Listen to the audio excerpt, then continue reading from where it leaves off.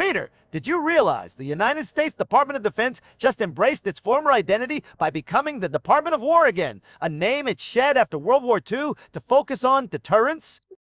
Ah, yes, Stewie, the Department of War, a title that harks back to 1789 under George Washington overseeing the Army for nearly 160 years. Its transformation to the Department of Defense in 1947 under President Truman was a significant post-World War II move, part of the National Security Act, which combined the Army, Navy, and Air Force. This shift reflected a desire for a broader national security mission and a focus on preventing war in the nascent nuclear age, emphasizing defense rather than overt aggression. Fascinating! So what specific reasons did President Trump's administration give for reverting to such an overtly aggressive title through an executive order in 2025?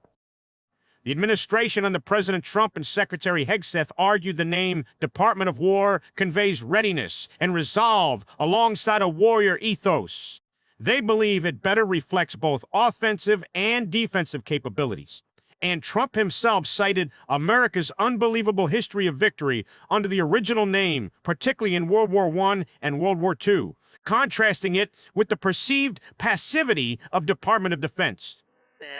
It is a clear push to project strength and a more proactive military stance. But isn't the Department of Defense's legal name set by Congress? Is this new Department of War title a full legal renaming or merely a symbolic executive action? That's a crucial point, Stewie. The executive order signed on September 5, 2025, designates Department of War as a secondary title, allowing officials to use it in communications and public contexts. It is primarily symbolic and mandates the Secretary of War to propose legislative actions to make the change permanent. A full legal renaming would indeed require an act of Congress to amend the National Security Act of 1947.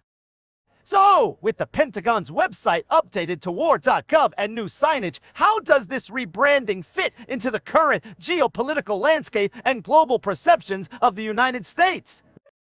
The move is certainly interpreted in light of heightened global tensions, such as China's significant military hardware displays in 2025. The Trump administration frames it as a necessary response to a world that requires undeniable strength, suggesting the previous name sounded too defensive or politically correct. However, critics argue it risks portraying the United States as more warmongering, potentially exacerbating international relations rather than fostering stability and deterrence.